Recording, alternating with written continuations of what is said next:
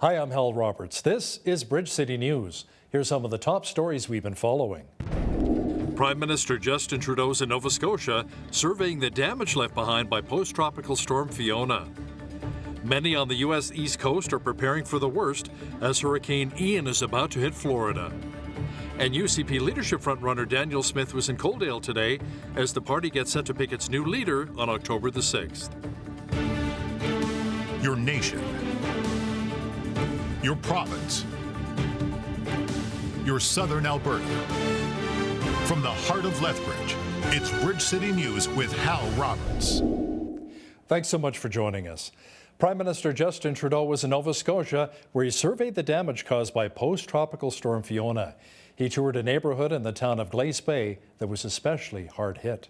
There's really, really tough times out there, but at the same time, the resilience, the strength of neighbors, of neighborhoods pulling together, of resources, whether it's the Army on the ground to help out where needed, whether it's the Coast Guard that has opened up its doors to help the community, or whether it's just provincial and federal officials working together to make sure that people get the support necessary, not just for the days right now, but for the weeks and months to come. Every time there's a disaster, we are going to learn things.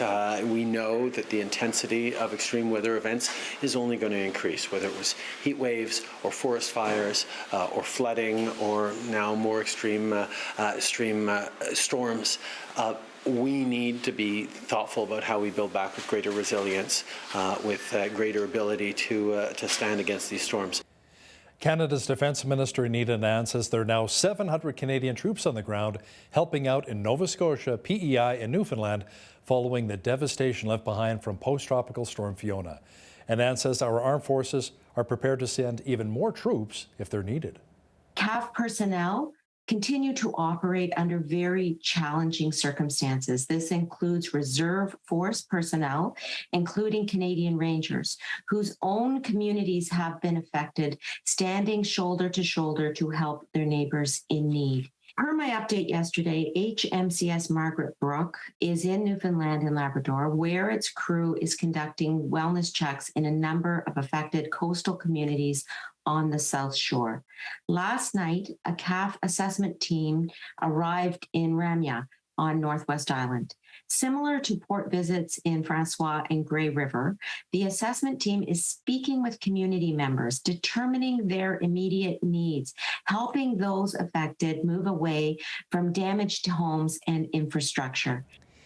Meanwhile, officials south of the border are warning Floridians of the dangers ahead as Hurricane Ian nears landfall at close to Category 5 speed.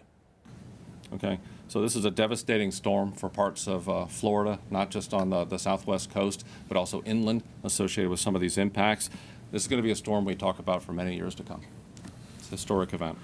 So the impacts are already underway. Already starting to see some of those squalls getting into Florida. So it's going to take 24 hours or so once it makes landfall to make it to the other side of the state across the peninsula. So it's 24 hours of rainfall, 24 hours of winds pushing the water. That's 24 hours that you'll see some impacts associated with this. Water. We have to talk about the water. 90% of your fatalities in these tropical systems comes from the water. It's a storm surge. It's the rain, not just on the coast, but also inland. So we have to talk about it. Life-threatening, devastating storm surge forecast. It has been more than 100 years since a major storm has struck the Tampa Bay area. Residents there have begun boarding up their homes ahead of Hurricane Ian's arrival. So this one is, it's a little tricky, just trying to calculate the best time to leave. We are leaving, but trying to assess how much water risk, how much wind risk. When it looked like it's turning south a little earlier, it's time to maybe put up the plywood. We got sandbags and all kinds of anti-flooding devices that we're going to set up here in a little while. I've got elderly parents and my mother-in-law. She's spending the night with one of her other children. She was staying with us. So I just worry that we're not miscalculating. But I think they're on higher ground. They're up there near Busch Gardens area. So I think she's okay. My parents have a place to go. They're going to be okay. I have a place to go. We'll be okay. It's just a matter of when. It is simply incredible the devastation those hurricanes or tropical storms leave behind. And we complain about the strong winds here in Lethbridge, Alberta. Jeanette Rocher is in now with an early peek at the forecast. Jeanette, not a lot of wind today, but it was hot again. Will it begin to feel a little more like seasonal weather as the week progresses? Well, how seasonal right now is actually 17 degrees. So even though we are going to be cooling down from those 30-degree days, we're still going to be remaining in the low to mid 20s, well above average for this time of year. Even this evening, we're looking at an overnight low of 14 degrees. Well, the average low for this time of year is only 2 degrees. So we are remaining very warm as the month of October is approaching this weekend. I'll have that 7-day forecast coming up for you later on in the show. Great. Thanks so much, Jeanette. We are just over a week away from finding out who the next leader of the United Conservative Party will be. The latest polls indicate that Danielle Smith is still a frontrunner to become Alberta's new premier. Smith was in Coaldale Wednesday morning as one of her 70 campaign stops along the trail. She says one of her plans, should she take office, is to fire the entire board at Alberta Health Services because of how they managed during the pandemic. The AHS board has demonstrated through these past 2.5 years that they can't do the kind of restructuring or management of our COVID response that we need to. Every decision that has been made has made things even worse. And so we need to fire the AHS board, put an official administrator in place that reports directly to the health minister and the premier so that we can fix some of these problems. I mean, one of the issues raised here today was on the issue of rural ambulance, which has gotten worse and worse and worse. The mayor of Coaldale was here telling us how terrible the response times are now and how many code reds they are. They want to take back over their ambulance service, and any community that's prepared to do that should be allowed to do that. While she's been on the campaign trail, Smith has received a lot of criticism of her proposed Alberta Sovereignty Act. Some, including Premier Jason Kenney, say it will never pass and is unconstitutional. Smith says that some help with adjusting how the Sovereignty Act will actually work with Canadian law is coming from a name familiar to a lot of Canadians. Brian Peckford is the last living signatory of the Charter of Rights and Freedoms and the Constitution, so he knows how our country is supposed to work. And he has said that the Sovereignty Act is an important first step in us changing our relationship with the rest of the country back to the way it was supposed to work. That the federal government has no more right to legislate in our areas of jurisdiction than we do in theirs, and that's what we've got to be asserting. You know, many political experts, as we mentioned earlier, say that Danielle Smith is one of the frontrunners when the UCP chooses its new leader on October the 6th. Our legislative reporter, Tyler Dawson, says the support for Smith appears to be growing. You know, I've had some sort of conversations over the past week or two here with some sort of senior members in the party and members of the government and stuff like that. And, you know, what they basically say is that they're seeing, you know, sort of just walls of Danielle Smith supporters, you know, that they're really, really expecting her to win. But talking to the other campaigns, you know, they, of course, see a victory for their person as well. You know, this isn't unusual. You know, when I was talking to Rachel Notley's team, you know, the day before the 2019 election, they also saw a path to victory. So this is one of the things that people tend to spin a little bit when you're talking to them. Make sure you catch the full interview with our legislative reporter, Tyler Dawson, coming up after business news. The Alberta government announced some financial help for consumers who will experience higher heating bills this winter. A natural gas rebate program will take effect October 1st through March 31st. The exact amounts will depend on the default natural gas rate each and every month. Officials say if the rate from a provider goes above $6.50 per gigajoule, rebates will be issued to eligible consumers, covering the difference between the $6.50 and the regulated rate on a consumption basis. You don't need to apply for the rebate. It will automatically be issued if you're a natural gas consumer who's connected to the system. The Alberta government also announced that 2 new Court of King's Bench judicial positions will be created to help speed up access to justice. Officials say the new positions will help prevent criminal charges from being stayed due to delays. It will also allow Albertans to resolve civil and family matters in a more timely manner. While Court of King's Bench justice positions are created by the province, justices are appointed by Ottawa. Tyler Chandro says it is now up to the federal government to appoint these positions. Alberta now has 10 Court of King's Bench positions that need to be filled. The province says Alberta has the fewest number of Court of King's Bench judges per capita in the country.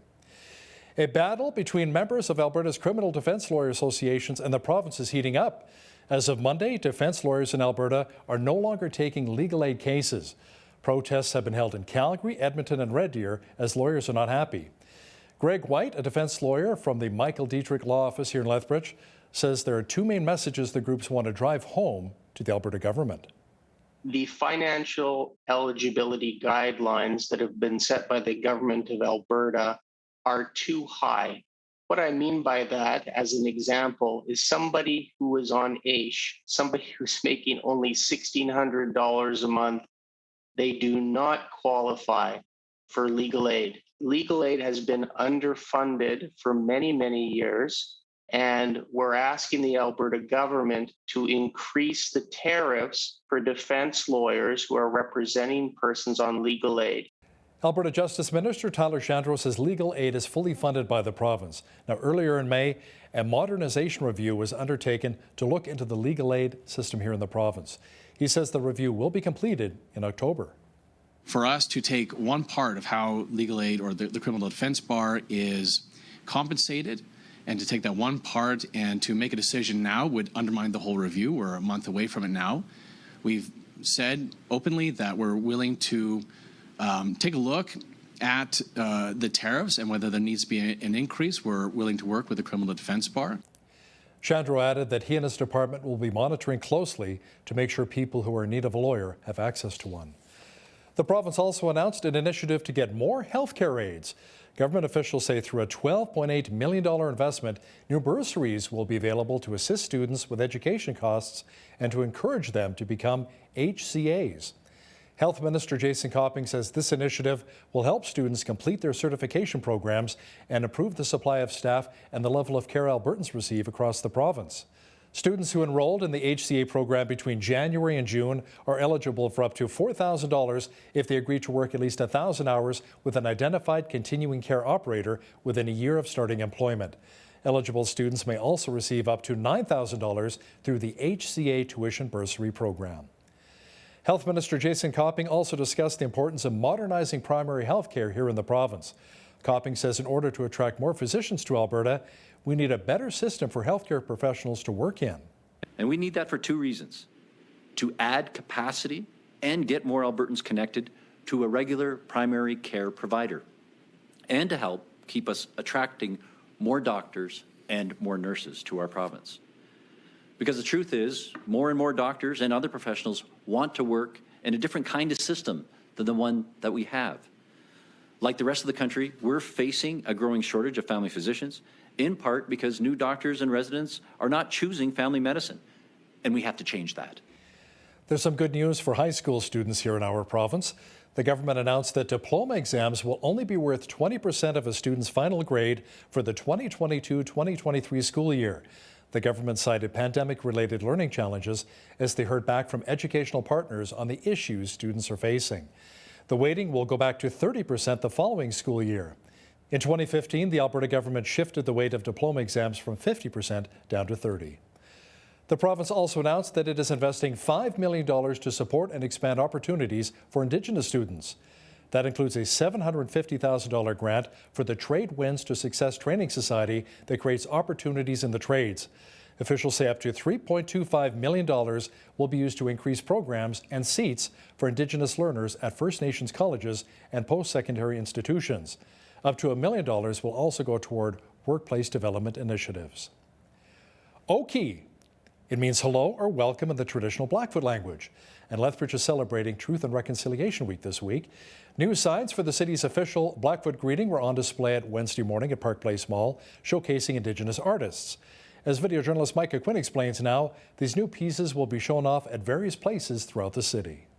You know, when people go around to see all six, hopefully in our community, that's bringing people into our downtown and connecting them. A special partnership was used to create the new Oki signs, which build on the original created in 2019. They will be displayed in different areas of our city, including the University of Lethbridge, Park Place Mall, Galt Museum and Archives, Lethbridge Public Library, Allied Arts Council, and the Lethbridge and District exhibition. From the revitalization perspective, the Heart of Our City Committee in our office, we've had a number of discussions over the last 5-6 years around We've spent a lot of time on built heritage, a lot of that post-colonial structures that we see in our downtown. And what we really wanted to do is figure out how we could better reflect Indigenous culture in our downtown and in our core districts. Cheyenne McGuinness created 2 of the pieces that will be set up in Park Place Mall and the Lethbridge and District exhibition. So it kind of shows a little bit of pictograph symbols for one piece, and that's kind of what I was going for, was really to bring the past into the present and also to look towards the future with using pictograph symbols, is because it's something that's part of our culture. A lot of our art is in pictograph style. My other piece that was really inspired by just the land and how we're so connected to the land here in southern Alberta. It really affects a lot of our decision making in business and arts and just culture even. The total budget for the project came in at $75,000. For Bridge City News, I'm Micah Quinn. The University of Lethbridge has a new scholarship, and it's designed to offer more opportunities to Blackfoot student athletes. It's called the Sayuki Awakasi Scholarship, and it's specifically for first-year athletes. The director of Pronghorn Athletics explains the specific qualifications they look for when selecting a recipient. It was very specific. It did need to be somebody of Blackfoot Confederacy descent. And then after that, a first-year athlete only in a regular study program. And then after that, it really was based on need and the fit for the award. And we had a committee that included Augustine Pronghorn Athletics together to decide on the award winner. And the lucky recipient of this year's scholarship is Jack Henry Fox Gray. He says it feels amazing to be the very first recipient. It's an incredible honor to be chosen for this scholarship.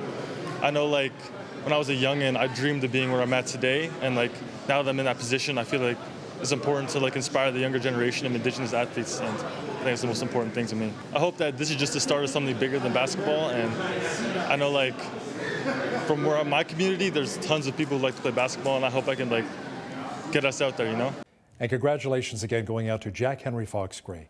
Wonderful news. And what I learned today is that Sayuki Awakasi is the Blackfoot word for pronghorn. Well, we'll be seeing a reprieve from the hot temperatures across much of southwestern Alberta as the mercury will be dropping very soon. Complete weather details are coming up.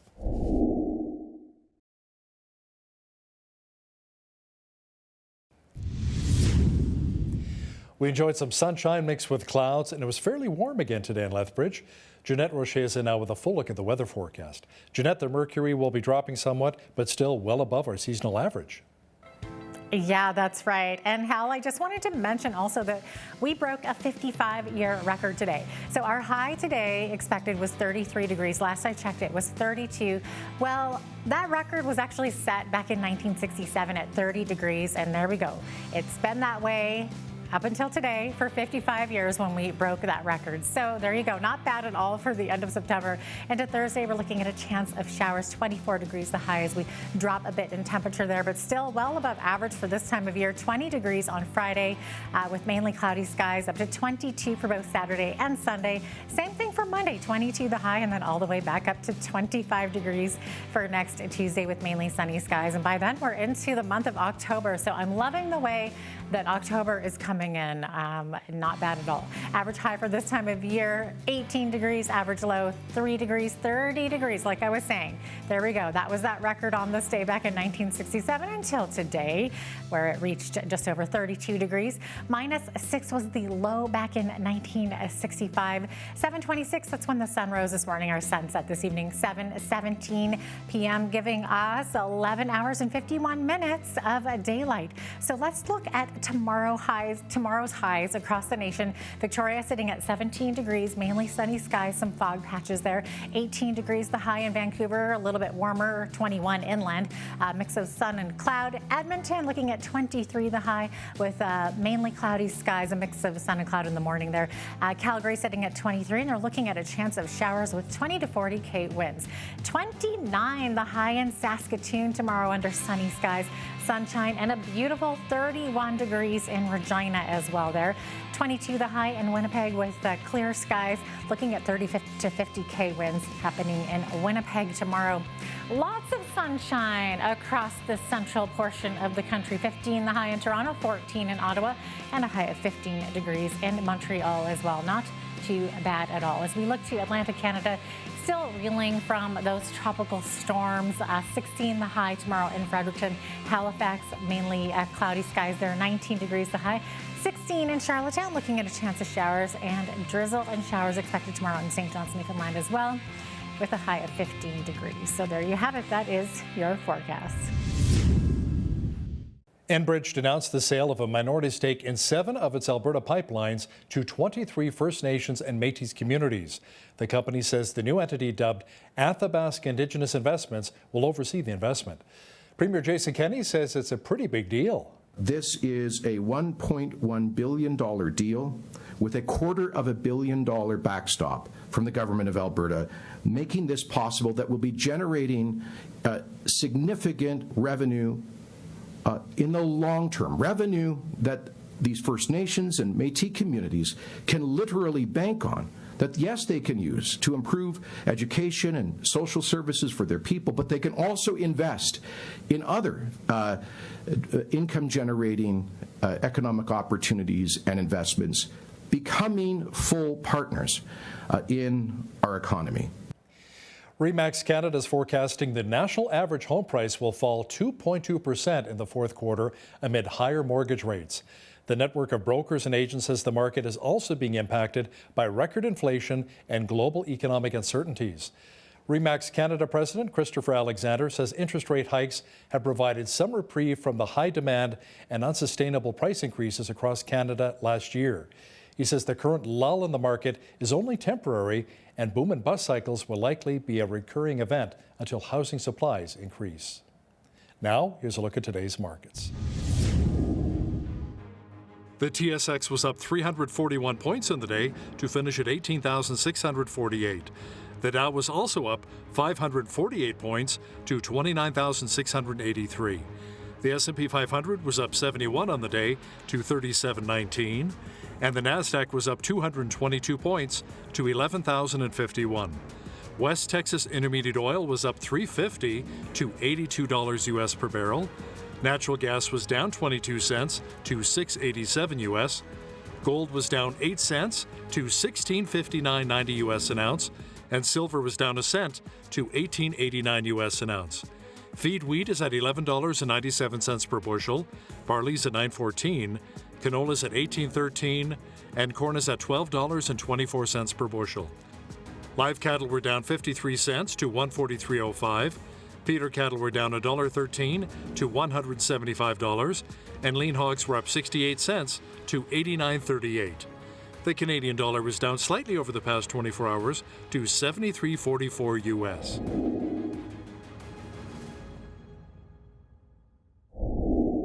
Recapping one of our top stories, Canada's Veteran Affairs Minister is calling the destruction caused by post-tropical storm Fiona truly unreal, highlighting the damage to so many homes and businesses in the Atlantic provinces.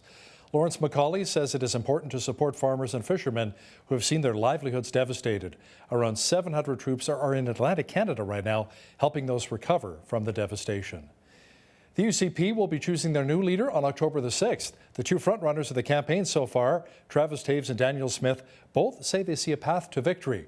Our legislative reporter Tyler Dawson will have details shortly. And listen, if you see news happening in your community, be sure to send us an email at info@bridgecitynews.ca. We'd love to hear from you. Here's your Bridge City News community calendar. The Lethbridge Handmade Market Spooktacular Edition is taking place Saturday, October 22nd at Exhibition Park in the South Pavilion from 9 a.m. to 4 p.m. Discover unique handmade treasures from over 100 artisans. Come in your favorite Halloween getup and take part in the costume contest. There's also a scavenger hunt and opportunities to win amazing door prizes. Admission is $5 per person and kids under 14 can enter for free. For details, visit lethbridgehandmademarket.ca. Big Brothers Big Sisters in Lethbridge is looking for volunteers to mentor children and youth in their various programs. Volunteers commit to one visit per week for 1 year. They have many kids that are looking for a big brother or sister. Make a difference in a child's life and start something big. To apply, visit lethbridge.bigbrothersbigsisters.ca. And for more information, call 403-328-9355. And that's your Bridge City News Community Calendar.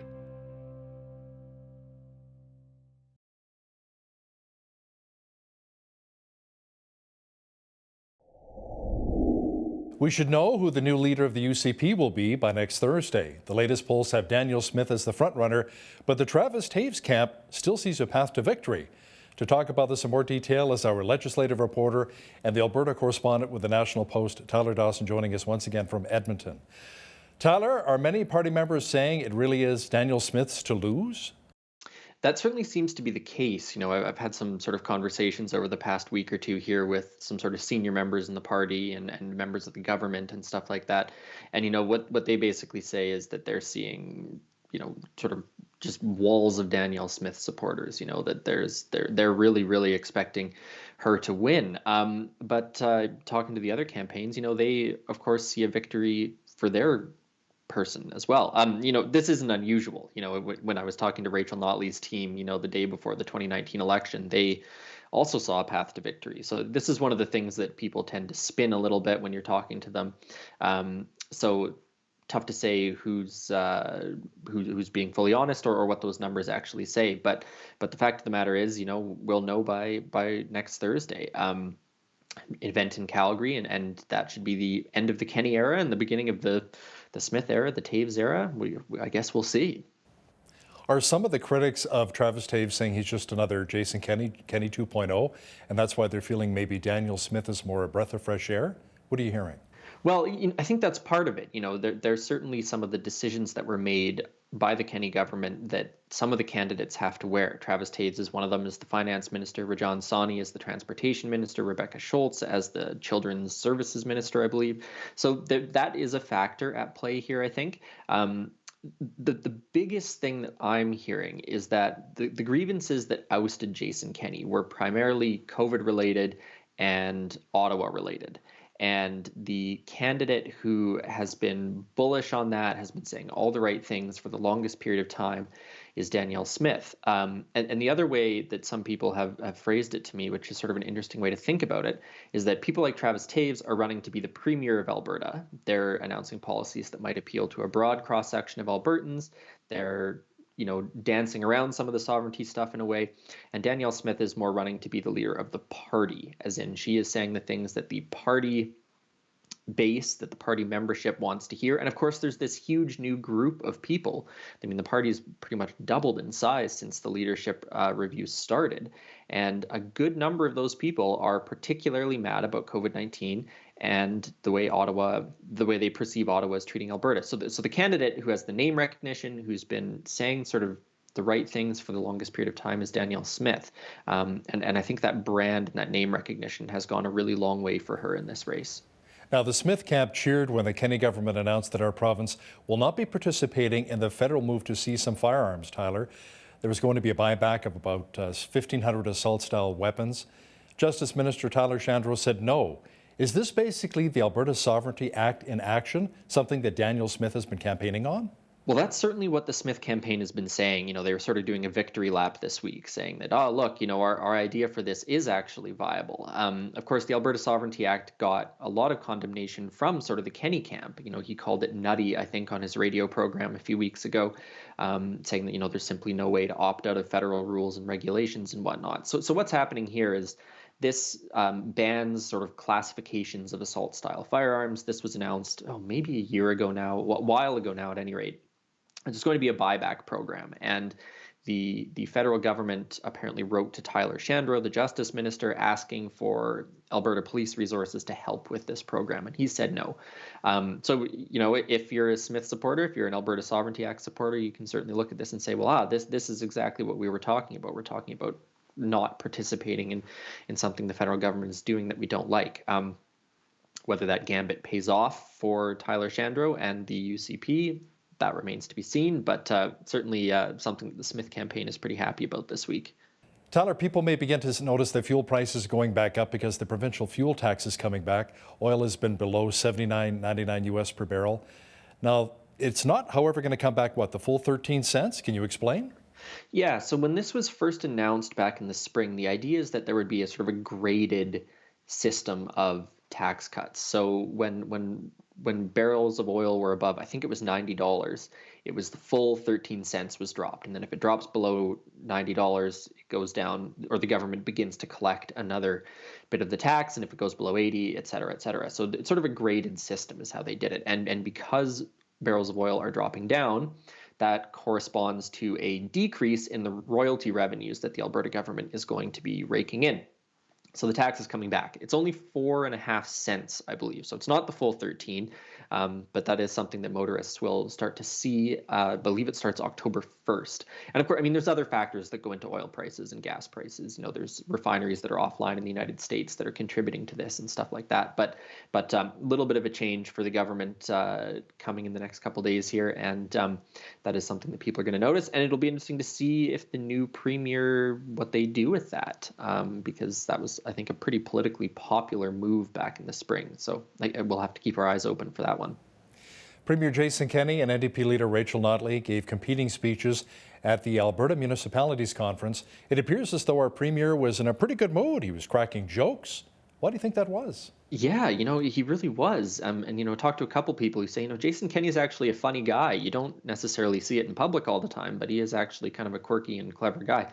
So, you know, he got a round of applause and was sort of like, this clearly isn't a UCP caucus meeting. I'm getting applause here and things like that. So he's making the best of it, I guess. And presumably in some ways is just exhausted by the last couple of years and is ready for a bit of a break. So, you know, I think it's probably healthy in some ways that a person can be leaving a job and be able to poke some fun at themselves. So he's certainly not hasn't gone anywhere. He's been working, he's been traveling, he's been doing this, that, and the other thing, announcements, all that kind of stuff. So he's still burning the midnight oil a little bit as this gets down to the wire. There's a little bit of controversy involving Jason Kenney's party, the UCP, and that involved Casey Medu, the former Justice Minister and now Labour Minister. Can you explain what happened? Sure. So Casey Medu is the only UCP MLA from the Edmonton area, and he's been in cabinet sort of since the beginning. And he's a Danielle Smith supporter, has endorsed her candidacy. And what he did basically is when the federal government announced that it was going to be dropping some of its border vaccine mandates, travel vaccine mandates, things like that, he tweeted, you know, that this was a great end to this and thanked sort of the Freedom Convoy folks for helping get that done or protesting against that.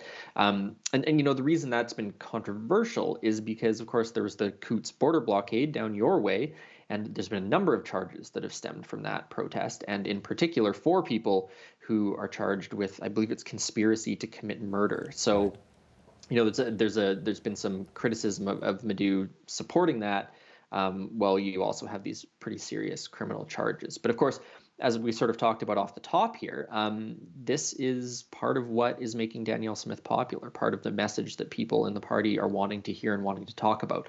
So in that sense, it's probably Casey Medu, you know, shoring up some support for Danielle Smith, making sure that he is on her radar should she become premier. He probably wants to stay in cabinet, that sort of thing. So a few layers to this, but a bit of a controversy over that for sure. Tyler, some big news for those who never bothered to get their full driver's license. The province announced this week that GDL licenses would automatically become a full license after the final year of a driving probation, that is, provided the driver has a clean record. Yeah, so, you know, if you're terrified of parallel parking and never wanted to risk having to parallel park in that advanced driver test and fail and lose your $150, you've gotten away with it. You know, I know some people who've never gotten it, and they're my age, so it's been like 15 years that they've been driving on their GDL. So that will automatically sort of happen for, I think it's about 500,000 drivers in the spring sometime. So there is, you know, a period of time when the restrictions around the GDL license, including zero alcohol in the body, will still be in effect. But you know, lots of people celebrating that. They got away with it, saved $150, and they'll get their full license in you know, 6 months' time. You know, I remember when I was 14 years young and I was like, I can drive a car now. Now that I'm much older, I'm thinking to myself, 14 seems a little young to be driving a 4,000-pound vehicle, right? Yeah, and you know, the thing is that Alberta also, you know, you get your GDL license at 16, which isn't the case in some other provinces. They do it sort of at 18. So we actually do start driving quite a bit younger here anyways, but I guess we'll have to see what the effects of this are, if there are any. Now, speaking of young people, good news for students writing their diploma exams this school year. They'll only be worth 20%, a far cry from back in the 80s when it accounted for 50% of my final grade. Yeah, and I think when I wrote mine, it was probably 50 as well. It had gone down to 30 at some point in the last sort of 10 or so years. And of course, the diplomas were scrapped entirely during the pandemic. But they're coming back, and it's just going to be 20%. So, the 2023 graduating class is getting a little bit lucky there. Unfortunately, it is going to go back up to 30% after that. But a little bit of a break for students who've had especially grade 12 students who've been, pretty much their entire high school experience has been pandemic era schooling. So a bit of a break for them for sure. The Alberta is Calling initiative is in full swing. Jason Kenney was in Toronto recently for the announcement. Huge ads have been seen in a bunch of Toronto subway stations. The province has been promoting the campaign, touting what? Higher wages, low cost of living, and affordable housing as reasons to move here.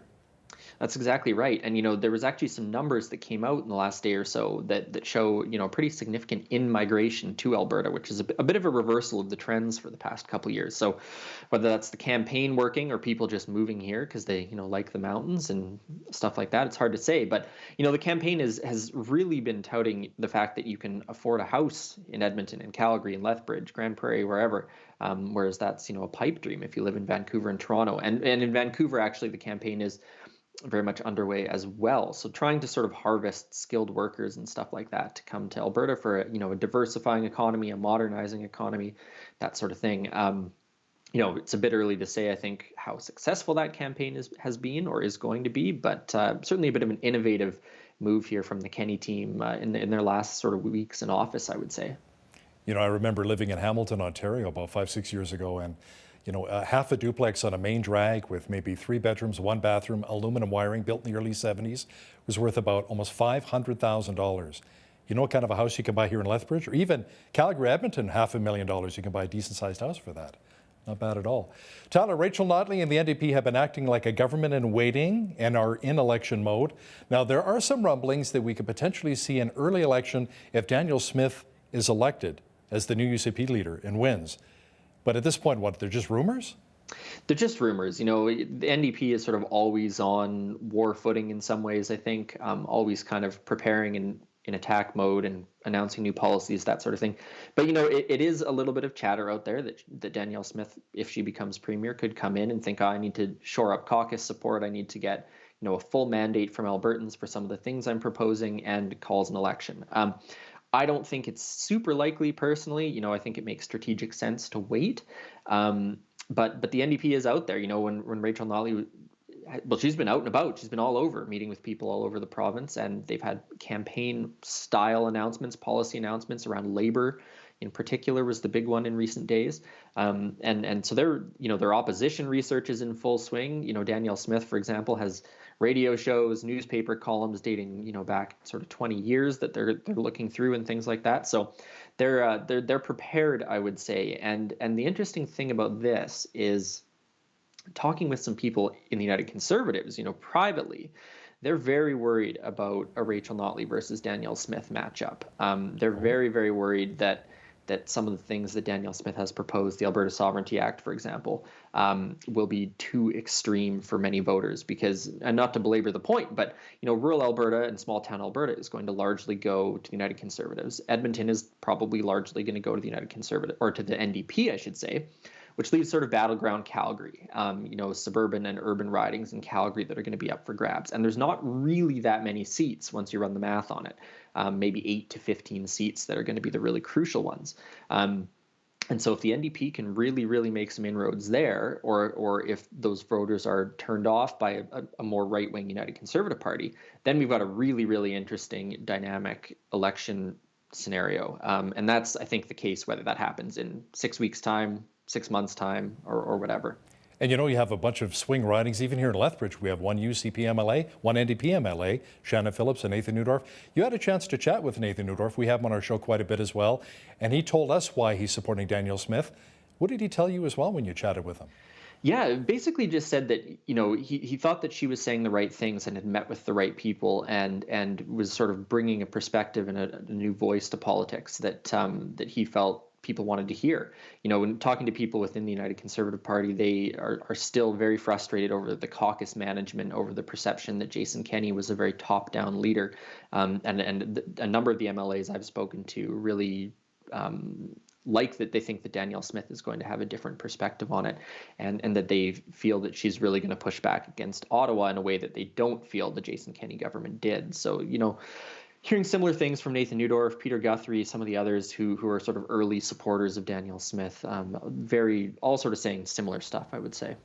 And how about some of the independent MLAs coming back to the UCP caucus, guys like maybe Lowen?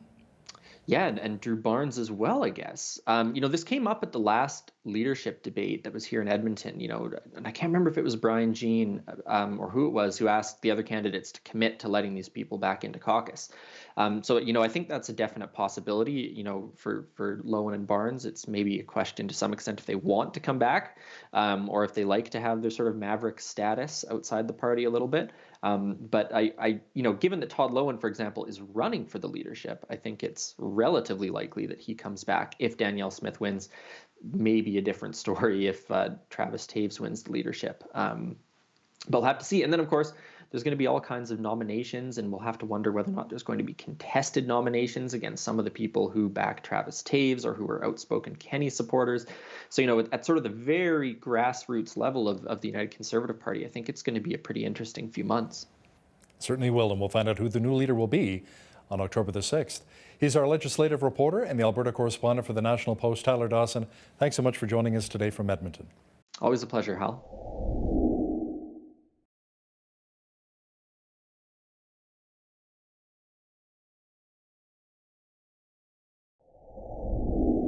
Christians have been helping people for many years in many different nations. As you see during many of our broadcasts here on Miracle Channel and a lot of the different programs, the need to help the less fortunate continues. One Red Deer-based pastor has been making a difference in the lives of African babies and their families. Brian Thompson is the International Director of Home Church based in Red Deer and is also the Director of Home of Hope. Pastor Brian, welcome to Bridge City News. It's very good to be here. Thank you, Hal. So what is Home of Hope all about? 15 years ago, God spoke to me that he wanted me to start helping children. And like you mentioned, I've been with Home Church in Red Deer here for over 40 years, and I was like a traveling evangelist. And I heard about the genocide in Rwanda. I don't follow news really good. I didn't know much about what happened with the genocide, but 15 years ago, I found out that Rwanda was the #1 nation in the world for needing orphan care and the #1 nation of children raising children. So I went over to Rwanda 15 years ago and just saw the most desperate children I've ever saw in my life. You can watch TV and watch a hockey game and you see the African children coming with the flies. I just used to flip the channel.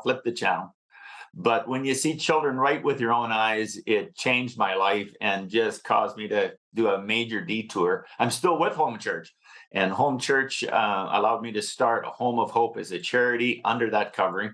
And we've been helping thousands of children ever since. We'll talk about the impact on the lives of so many of those African kids in just a moment here. But let's talk about your book, Meant for More. Interesting read. Let's talk about the 4 people who basically started it all and about your transformation in regards to the book. Yes, I love the title, Meant for More. Writing a book is a lot of hard work and we're going back and forth. But we decided on Meant for More because my life was meant for more. 15 years ago, when I saw those children, my life went to a whole new level. And I know the children that we met, they're meant for more. And it's also, the book is written for every Christian. You don't have to go to Africa. You don't have to help orphans or whatever, but God has more for you.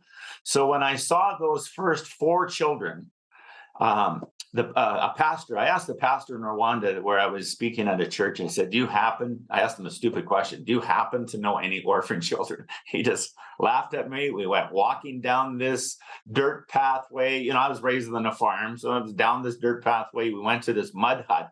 And we saw these 4 children huddled in this mud hut. Their father had just died 2 weeks before of HIV/AIDS, and their mother was in the hospital ready to die any day. And the hopelessness on those kids' eyes just changed my life. had to start helping. And we just simply bought some bags of rice and some food, and we left some money with the pastor to take care of those children. Wow. So let's talk about some of that transformation. What really changed in your heart to leave the comfort of your home to minister to so many in Africa? Well, those kids are a good example, book, right? Those 4 kids. Yeah. I was raised as a farm boy, and I was always proud that, you don't cry and you tough it up. But I saw those 4 kids, and we were there for 2 weeks, and we saw a lot more children. It just started with those 4. And I never teared up at all until on the way home. When I got on the airplane, I sat beside this lady. She said, "What brought you to Rwanda?" And I just started crying. And I'm sitting on this plane for 9 hours from Kigali to Amsterdam, and I'm just crying and crying and crying, and I didn't know what was happening to me. And my friend beside me was wondering, the flight attendants were wondering what was happening. And as I was just praying for those 9 hours, I just felt like God said to me in Romans 5:5, it says, He puts His love in our hearts by the Holy Spirit. And I felt like God was just rewiring me. And then I get home. My wife says, "How was your trip?" I start crying. Pastor Mel, my pastor, he asked me how my trip was. I just started crying. And we just took pictures of 20 desperate kids and came home, and we started sponsoring 20 kids. And, I was a traveling evangelist, I guess, outside of our church. So I kept traveling to churches in Canada, and everywhere I went, I just asked, and I talk about children, and we just started sponsoring children. I had no goals, no plans, but it just kept mushrooming and growing and growing. So, and right from the start, I want to say I've never wanted to take 1 cent from any donations. God gave me a verse in Proverbs 28:27. It says, "If you take care of the poor, I'll take care of you." And it's just kind of been a miracle journey ever since. So, Pastor Brian, looking back to some of the earlier days, what really shocked you the most that you saw? Well, when we started to go, when we flew, we always had to stop in Nairobi in those days because there was no direct flights into Kigali. So when we went to the layovers in Nairobi, we were shocked with the slums. There's 26 slums in Nairobi. And I had a friend that I had known many years before, just taking a mission trip. And he started telling me about these slums. And I went for a tour through the slums, and we just saw these people living in these dog sheds and little shanties, right? Little shanties, and sleeping on the floor, and the sewer running down the streets, and 700,000 people living in a slum. It's just worse than living on like a pig pen. And then while we were there, we started Home of Hope project in Kenya. And on the news one night, they were talking about how babies were thrown away live in plastic bags into the city dump. Nairobi has a 30-acre dump in the middle of the city. And people, because of, rape and incest or extreme poverty, they just throw their baby away. And that just, broke our heart. And we started hiring guards to walk through the dump looking for live babies. Just who had ever heard of such a thing? And sadly, I talk about this in the book, step by step how we did this, but guards would arrive and the babies were already dead because of animals that lived in the slums. And we prayed right in the slum saying, "God, what can we do to beat the animals and rescue these babies?" And I just got this picture of this great big billboard, and we put up 3 big billboards that says, "Please don't throw away your babies. Call this number." And we put up these 3 billboards at the entrances into the dump. And we've been averaging 15 calls every day of ladies that are in crisis, ready to throw away their babies. And thank God they're calling us before they throw away their baby. But we started something called the Dream Center with the permission of Matthew Barnett from Los Angeles, who founded the Dream Center. We got permission to use the Dream Center, and we just started rescuing these babies, hiring some caregivers, and buying some cribs. It was just, those are the most horrific stories Wow. how that That's changed powerful. my heart. The first 4, then the kids thrown away in the garbage, moved my heart to another level. So those babies are found homes then? They're adopted out? What we started, with the government process, they allowed us to rent a home, and we rescued 15 kids, and then we rented another house for 15 kids. And then at a conference here in Red Deer, we raised about $300,000, and we bought land and we built a 3-story building called the Dream Center. And it's a temporary area where kids can come back to health. We have an incubator. Most of the kids we rescued are malnourished. Some of the kids that were thrown away were just handicapped. One little boy, his name is Samuel Lucas. He can't hear and he can't talk. And it's like the parents didn't want him anymore and threw him away. Wow. Another girl this year was born without toes. And some people believe that if there's some defect in your body, then you're cursed, and they don't want a cursed child. So they discard them. So we have worked with the National Child Welfare of Kenya, and we are recognized as the #1 rescue center in Nairobi. And it's just thrilling. And we've met all the government regulations, and we are qualified to place children into foster families and into adoption now within Kenya. We don't adopt anywhere else in the world, just within Kenya. And some children, we are hoping that the mother will reconsider and want their children back. So we put those children into family units where there's like 6 children living together, sometimes with a pastor and his wife or a caregiver, and we're loving those kids, and we call them family units. So our goal is to rescue 50 children and place them every year, and it's really expanding and growing. Well, that's beautiful, seeing you do God's work like that. Pastor Brian, can you give us an update on how the lives of the original 4 people has really changed? In my book, we do a lot of before and after. So we have the picture of the first 4 children, and now 15 years, we're celebrating our 15th anniversary right now. We have those same 4 children. One of them's married. One of them is working with Home of Hope now, and the 2 others are still in school. And then the little boy, his name is Samuel, that was in the plastic bag. Our first child rescued. He is now 14 years old, I think, and we got pictures through the book of him like 5 years old, 10 years old, and now as of the writing of the book, an updated picture. So a lot of before and after. We have 162 color pictures, and some of them relate to my life. The subheading is called Discover the Next Chapter of Your Life. And, when I was 48 years old, God had another chapter for me and launched this whole life-changing detour of his purpose. And then a lot of the pictures are before and after of how we've rescued kids. We have about 7 different ways we rescue children, but monthly sponsorship is the one that we're focused on the most. So, Pastor Brian, did you see a real need to help bring other people on board to help teach young women how to be mothers, especially in Nairobi? Yes, we thank God we've literally had hundreds of people going with me on teams. In fact, there's 26 other contributors that have been on teams with me, and how they've gone over and sat in a rocking chair and hugged these orphans or these rescued children. And then we're always training. We have something in our church called Success Builders, and we're training people to make money for themselves. So even my next trip, I just booked my ticket to go back in November. I have a businessman from Penticton coming with me, and he's coming with the only purpose to help train teenagers, these rescued teenagers that are teenagers now, how they can make their own money, and just many, many hours over the 15 years of how to help women become self-sustaining.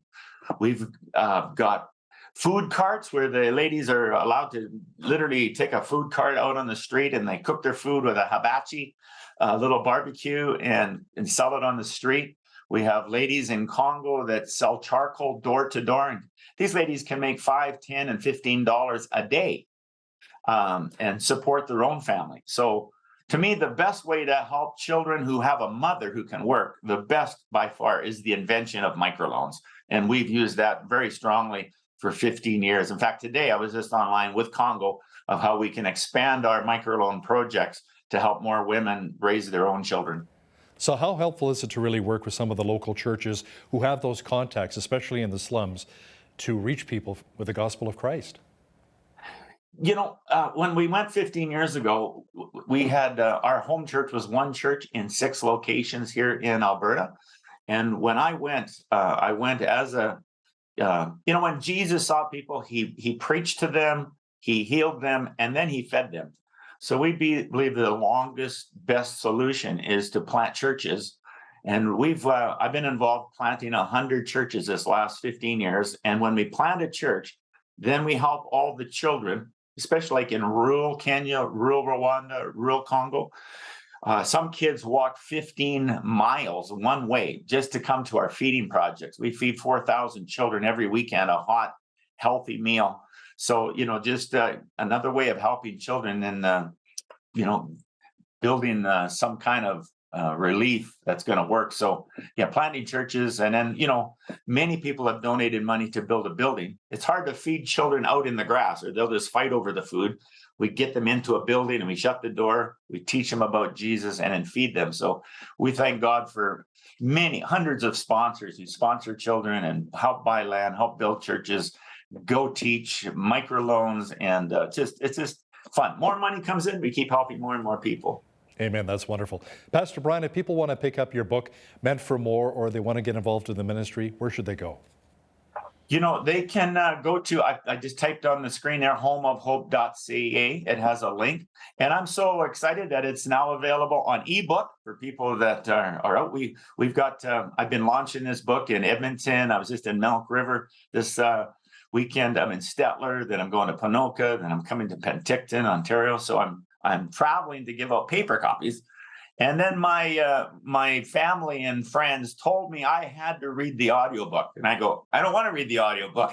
I'll tear up on the stories. And they say, you have to. So the audiobook on Audible through Amazon is also available. So Kindle and Kobo, ebooks, and or they can call and we can mail a book anywhere, especially in Canada. I'm not quite sure. Oh, we sent one book to the States as well. So the book just came out this month. Pastor Brian Thompson is the director of Home of Hope. Thanks so much for joining us today from Red Deer, Alberta. Thank you so much. On behalf of all of us here at Bridge City News, I'm Hal Roberts. God bless, and thanks so much for watching.